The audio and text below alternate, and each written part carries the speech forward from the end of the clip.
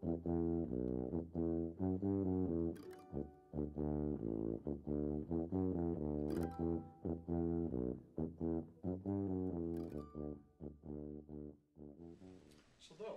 I'm Jody Hirsh, the Director of Judaic Education at the Harry and Rose Samson Family Jewish Community Center right here in Milwaukee. We're starting a new project right now, just after the holidays, and that will be that we'll be publishing a video every single week that will give some insight into the weekly Torah portion. As most of you know, the Torah is divided into portions, and each week a different portion is studied and read in the Sunday. This week's portion is the beginning of the entire cycle, Bereishit, Genesis, the very beginning of the Torah. So for millennium now, people have been studying the same Torah over and over again. And every generation, people bring insight from their own generation into their reading of the Torah. So today we're going to have a very special guest. And that guest is Moshe ben Nachman, also known as Nachmanides, a very famous scholar, one of the most famous scholars of his time, of the 13th century. And so, let me introduce Moshe ben Nachman. Shalom. My name is Moshe ben Nachman. Sometimes people call me Nachmanides, and I'm very happy to share with you some insights into this week's Torah portion of Bereishit. You know, scientists of today are very clear about how everything in the world is formed.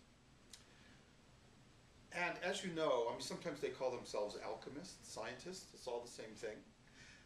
And as you know, they say that there are four elements, that everything is comprised of these four elements, everything in the universe. So there is earth, fire, water, and air. You probably all know that. You've learned that. But I have to tell you that when we actually read the Torah, we understand that there are not just four elements, but actually 6 elements. So let's look at the very first 2 verses of the Torah.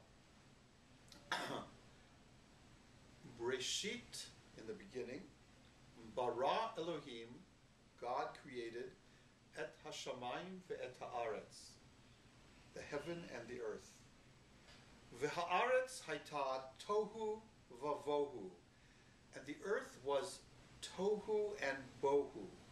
Some people translate that as unformed and void. V'choshech al pnei tehom, and darkness was on the face of the deep.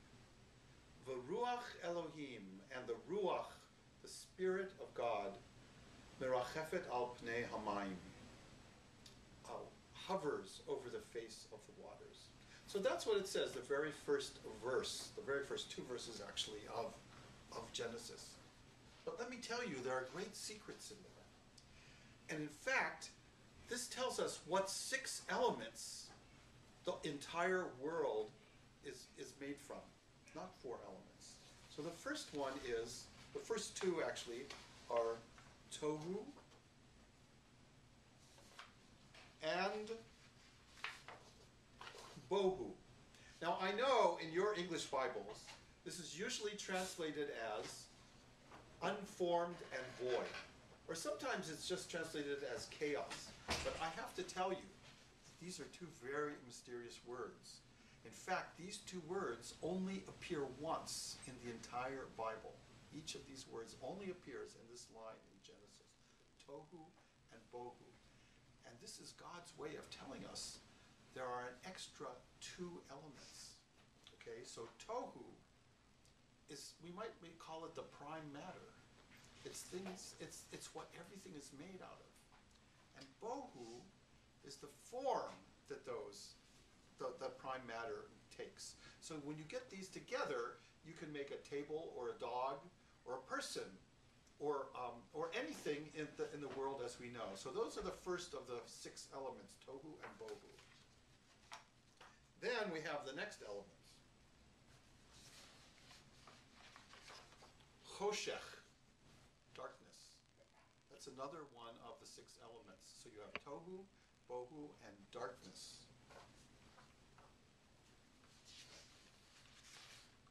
And then, here is the fourth element, tehom, the deep. Very mysterious word, the deep. What does that mean? God is creating the world, and before anything exists, the deep exists. So that is the fourth of the 6 elements.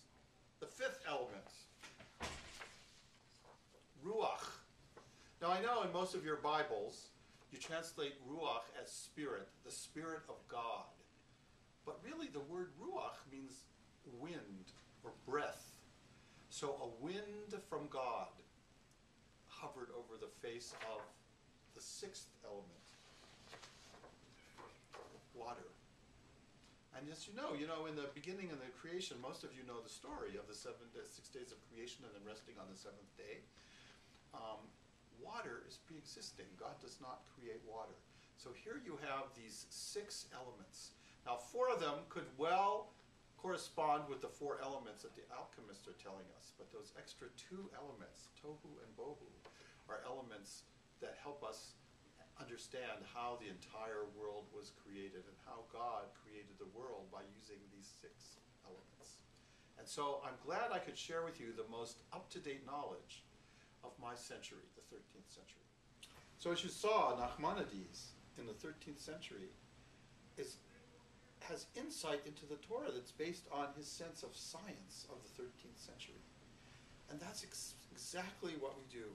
Every single generation has their own insight and their own insight into the Torah that is based on their own sensibilities, their own knowledge, their own times. Achad Ha'am, who was a Jewish philosopher who wrote only in Hebrew about 100 years ago, once said that the Torah was like putting wine into old kegs. That every time you put new wine into the old keg, it becomes different. But every generation needs to put fresh wine into that keg, and that's exactly what the Torah is for us. Every generation has fresh insights into the Torah.